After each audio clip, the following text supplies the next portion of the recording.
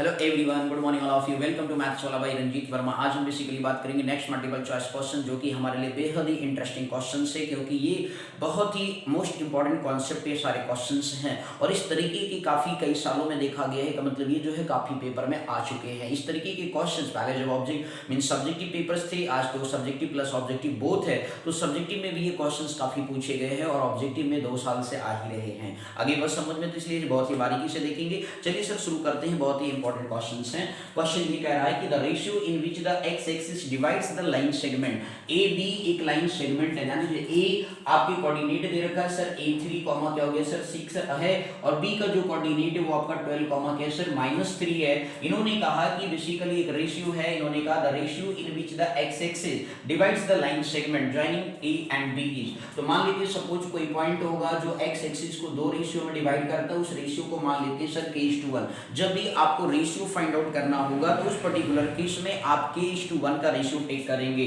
अब यहाँ पे जो है सर जी आपके पास देखिए एक्स एक्सिस पे बात कर रहा है, तो ये बहुत ही इंपॉर्टेंट वर्ड है x axis. That means y का जो कोऑर्डिनेट होगा इस पॉइंट P का वो 0 होगा और x x रहेगा। बोलो क्लियर हो गया। तो यहाँ पे हमें k:1 मतलब रेशियो फाइंड आउट करना है, तो उस पर्टिकुलर केस में हम यहाँ पे क्या करेंगे सर, यहाँ पे हम y एक्सिस की बात करेंगे, मतलब y के कोऑर्डिनेट वैल्यू को लेकर के सॉल्व करेंगे। दैट मींस y की वैल्यू क्या है सर 0 है, तो आप y का फार्मूला m1 क्या हो गया सर y2 प्लस क्या हो गया सर m2y1। अपन में देखें तो सर क्या बन गया m1 प्लस क्या आ गया सर m2 आ गया। ओके, अब आप यहाँ पे देख रहे हो सर जी y की जो वैल्यू है सर वो क्या है सर 0 है। ओके, m1 की वैल्यू को पिक्चर में देखिए सर जी, आपके पास k दिख रहा है, y2 की वैल्यू देखिए तो माइनस आपके पास 3 है सर जी, प्लस m2 आपके पास 1 है, और फिर इस तरीके से y1 की बात करें तो आपको 6 दिख रहा है and divided by k plus क्या हो गया सर 1 हो गया।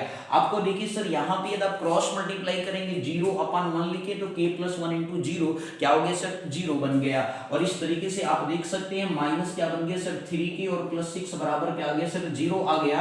और अब यहाँ पे -3k है, ये +6 उधर जाएगा तो क्या आ गया -6 आ गया मेरे भाई बहन। इस तरीके से -6 अपान कितना हो गया -3, तो माइनस माइनस कैंसिल, 3 1 जा 3 2 जा, दैट मींस क्या आ गया 2/1 आ गया। इसी को यदि आप k:1 में के फॉर्म में लिखे तो 2:2 कितना आ गया सर 1 रेशियो फॉर्म में कन्वर्ट हो जाएगा। बोलो आया समझ में नहीं? तो ऑप्शन यदि आप चेक करें तो ऑप्शन यहाँ पे क्या दिख रहा है सर जी 2:1 का रेशियो दिख रहा है। बोलो क्लियर हो गया कि नहीं? तो इस तरीके से जो आपके पास रेशियो ऑब्टेन्ड हो गया वो 2:1 ऑप्शन हो गया। बोलो क्लियर हो गया? तो जब इस तरीके का क्वेश्चन आएगा, जब ये सब्जेक्टिव में थे तो मिनिमम ये 2 या 3 मार्क्स में आता था, अब ये 1 नंबर में कर दिया गया। तो बस कॉन्सेप्ट आपके दिमाग में होगा, फटाक से आंसर आप निकाल देंगे। बोलो आया सर समझ में? क्लियर हो गया? आगे नेक्स्ट अगेन बात करते हैं, क्वेश्चन नंबर 15 की बात करेंगे सर जी। आप कहोगे सर अभी तो पहला क्वेश्चन बताया, 15 कैसे हो गया सर? प्रीवियस में हमारे 3 वीडियो ऑलरेडी अपलोड हो चुके हैं, जो भाई बहन पहली बार देख रहे हैं वो जरूर वहां पे जाकर के सारे 1 से लेकर 13 नंबर क्वेश्चंस तक देख सकते हैं, इसीलिए यहाँ पे संख्या नंबर 14 पड़ा हुआ है। ओके सर, चलिए सर आगे बात करते हैं।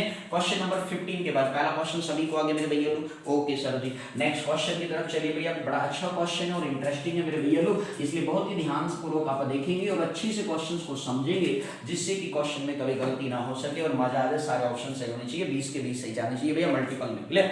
आगे देखिए सर, लिखा हुआ है the coordinate of the circumcentre of the triangle form by the points 0,0, A के कोऑर्डिनेट है a,0 एंड b 0,b लिखा हुआ सर। अब यहाँ पे समझिएगा सर, इस तरीके से ये x x डैश हो गया, ये y y डैश एक्सिस हो गया। बोलो क्लियर है? अब ये 0,0 सर, ये आपका 0, क्या हो गया सर 0 हो गया। ठीक, इसके बाद a पॉइंट है a,0 मतलब ये यहाँ पे लाई कर रहा होगा कहीं पे, ठीक है ना भाई a,0। अब a की क्या वैल्यू हमें नहीं पता। ठीक, b आपका 0,b है, y एक्सिस पे आपका x 0 होता है सर, तो ये b पॉइंट हो गया 0,b।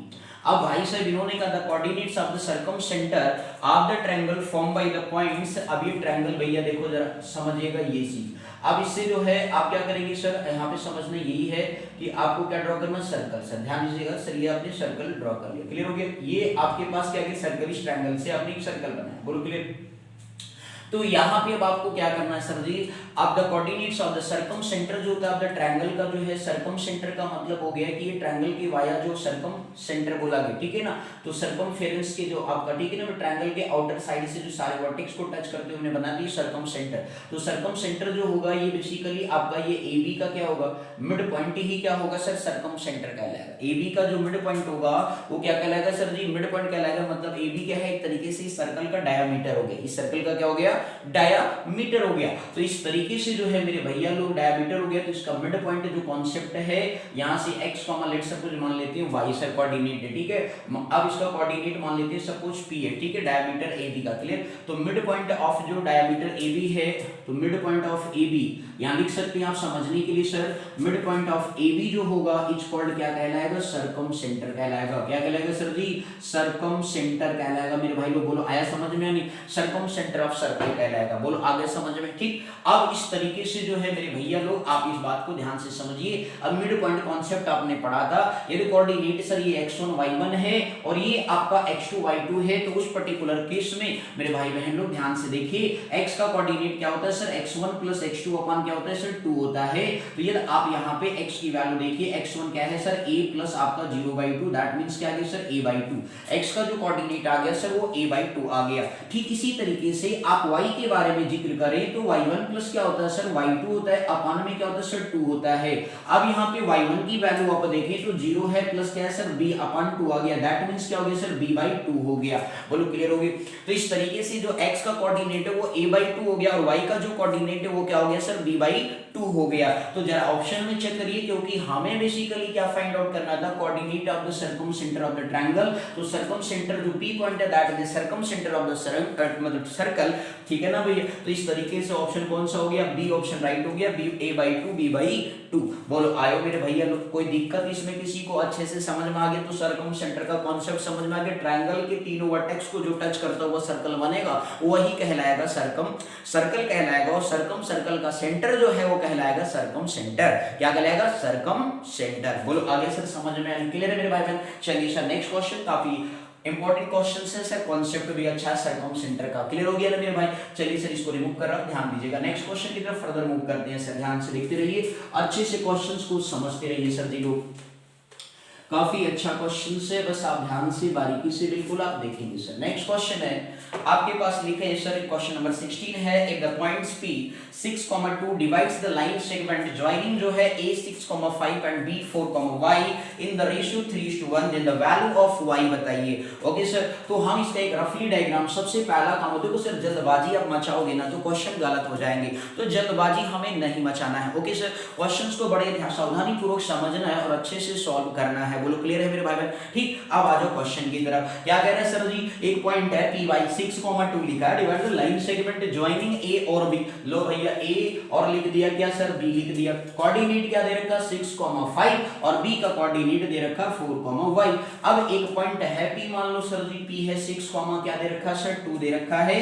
कौन सा रेशियो है, 3:1 का रेशियो है सर। क्या है, 3:1 का रेशियो है मेरे भाई बहन। तो अब इस तरीके से जो है हमें क्या बताना है भैया, हमको बताना है y की वैल्यू। क्या बतानी है सर जी, y की वैल्यू। तो बात है सर कैसे निकालें, अब लोग सोचेंगे भैया पहले x सॉल्व करेंगे फिर x की तो बात ही नहीं करनी सर, y किस में आएगा, y1 y2 के कोऑर्डिनेट में आएगा। तो देखिए सर x1 y1 हो गया, x2 और ये क्या हो गया y2 और ये क्या हो गया x, y, ये m1 और ये क्या हो गया सर m2। बोलो आया सर समझ में।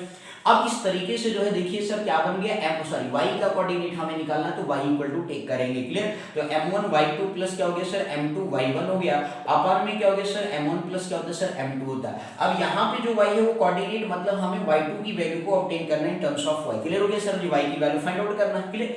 तो इस तरीके से y की वैल्यू यहाँ पे कितना सर 2 है, m1 की वैल्यू कितना सर 3, y2 की वैल्यू क्या है सर y है, प्लस m2 जब पिक्चर में देखो भैया 1 है, y1 कितना है सर 5 है, अपन में m1 प्लस m2 कितना हो गया 3 प्लस 1 हो गया सर। अब मेरे भैया यहाँ पे 2 है तो 3 प्लस 1 कितना होता है सर 4 होता है ना भैया। तो 4 2 इंटू कितना हो गया भैया लोग 4 हो गया, बोलो बात समझ में आई कि नहीं। अब इस तरीके से भैया ये बन गया 3y और प्लस का हो गया 5 हो गया गुरुजी लोग। तो 2 4 जा कितना होता है 8 होता है, प्लस 5 है मेरे भैया लोग, तो ये माइनस का हो गया 5 हो गया 3y हो गया, बोलो आया समझ में। तो 8 माइनस 5 कितना होता है सर, भाई बोलिए जल्दी, 8 माइनस 5 कितना होता है 3 होता है, ठीक है ना भैया। तो 3y हो गया, that means y equal to 3 upon कितना हो गया 3 हो गया। और इस तरीके से आपके पास जो वैल्यू आ गया सर वो कितना हो गया 1 हो गया। भैया ऑप्शन में दिख रहा है क्या भैया, जल्दी से देखो ना मेरे भाई लोग, ठीक है। तो ऑप्शन नंबर 1 हो गया, डी की वैल्यू क्या आ गया सर 1 आयो, बोलो आयो समझ में आने। तो ये क्वेश्चन नंबर क्या हो गया सर 16 का, बिल्कुल धमाकेदार तरीके से आंसर आपने ऑब्टेन कर लिया, बोलो आयो समझ में ही नहीं, क्लियर। ओके सर जी, अगला क्वेश्चन देखे सो, ठीक है भाई, चलो जल्दी से समझते हैं फटाफट क्वेश्चन। अच्छा क्वेश्चन था ना भैया लोग, चलो फटाफट, इस तरीके के भी कॉन्सेप्ट आपके माइंड में होने ही चाहिए। ओके, अगले क्वेश्चन की तरफ चलते हैं सर जी। काफी अच्छा क्वेश्चन है, ध्यान से देखेंगे, बिल्कुल अच्छे से समझेंगे। चलिए सर नेक्स्ट क्वेश्चन। क्वेश्चन ये है भाई 70 नंबर कह रहा है भाई if a 4,-2 b 7,-2 and c 7,9 are the vertices of a triangle abc, तो बताइए ट्रायंगल abc कैसा होगा। तो मेरे भाई यहाँ पे जब कैसा होगा तो समझ लीजिए कि आपको डिस्टेंस फार्मूला अप्लाई करना पड़ेगा। कौन सा फार्मूला भाई? डिस्टेंस फार्मूला अप्लाई करना पड़ेगा। तो भैया तीनों एक ट्रायंगल बना लेते, अभी तो हमें पता ही नहीं ट्रायंगल है एक्चुअल में कैसा, तो ऐसे बना लेते भाई 4,-2 हो गया, b कोऑर्डिनेट है 7,-2 हो गया सर जी, और c जो कोऑर्डिनेट है मेरे भाई वो कितना हो गया 7,9 हो गया सर। बोलो बात समझ में आ गया कि नहीं? क्लियर है। अब इस तरीके से भैया जो है आपका निकालेंगे distance formula x1 y1 x2 y2। आपको हमेशा डिस्टेंस फार्मूला तो सभी को पता है ना भाई, रूट में क्या होता है x2 - x1 का whole square plus y2 - y1 का होल स्क्वायर। सभी भैया को याद हो जाना चाहिए बढ़िया से, ठीक है ना। आगे बोलो, ध्यान दीजिएगा सर। अब इस तरीके से भाई बहन लोग अच्छे से याद करिए और अच्छे से दिमाग में रखिए, जिससे नंबर बढ़िया आए, फुल में फुल आवे सर जी, तभी मजा आएगा सर। अब ए बी जो है ध्यान से देखिए सर, x2 - x1, तो यहाँ पे ए बी पॉइंट मतलब x2 y2 हो गया और ए पॉइंट हो गया x1 y1 हो गया। ये भाई सिर्फ 7 लिखा है ना, देख लो पिक्चर में सर, गलती नहीं हो जाएगा, दिक्कत हो जाए फिर कहोगे सर मजा नहीं आया। 7 - 4 का क्या हो गया सर, होल स्क्वायर हो गया, ठीक है ना भाई। अभी तो समझ में आ रहा है सभी को। अब सर -2 है सर जी, -2 और -2 क्या हो जाएगा, +2 हो जाएगा भाई, होल स्क्वायर हो गया। अब लो भैया 7 - 4 का मतलब कितना हो गया, 3 का होल स्क्वायर हो गया, और -2 + 2 का होता है 0 होता है। लो भाई 0 का स्क्वायर तो कुछ नहीं होगा, 3 का स्क्वायर तो √3 का होल स्क्वायर है, मतलब कितना आ गया 3 यूनिट आ गया। बोलो क्लियर है भाई, ठीक। अब इस तरीके से क्या फाइंड आउट करेंगे, 3 यूनिट लिख दो सर, कोई दिक्कत नहीं, ठीक है। डिस्टेंस है ना भाई, तो यूनिट हमें पता नहीं तो यूनिट लिख देंगे। BC फाइंड आउट करेंगे सर। अब क्या करेंगे, BC के बारे में आप जिक्र करो तो ये 7 माइनस क्या बनना सर, 7 - 7 का होल स्क्वायर बनना सर, ठीक है ना भाई। क्योंकि x2 आपका C सेकंड पॉइंट हो गया, B फर्स्ट पॉइंट हो गया, तो x2 y2 ये हो गया, x1 y1 ये हो गया। ओके सर जी। अब इसके बाद 9, ये माइनस है सर, फार्मूले में भी माइनस होता है, माइनस माइनस का हो गया भैया प्लस हो गया। बोलो क्लियर हो गया। तो इस तरीके से 9 + 2 कितना होता है 11 का होल स्क्वायर, दैट मींस कितना आ गया 121 आ गया सर जी। बोलो आयो समझ में या नहीं? क्लियर है सर जी। अब इसके बाद क्या निकालेंगे भैया, CA निकाल दो यार, साइक्लिक ऑर्डर, ठीक है, ABBCCA। ओके, तो CA ए सेकंड पॉइंट है सर जी, तो आपके पास क्या आएगा 4 - 7 का होल स्क्वायर। अगला देखो सर -2 और -9 का आएगा होल स्क्वायर आएगा। 4 - 7 दैट मींस -3 का स्क्वायर आ गया, और -2 - 9 क्या हो गया -11 का होल स्क्वायर हो गया। -3 दैट मींस 9 हो गया, और -11 कितना हो गया 121 हो गया, दैट मींस कितना आ गया 130। बोलो आया समझ में या नहीं? अब मेरे भैया जरा ध्यान से देखो, ABBCCA।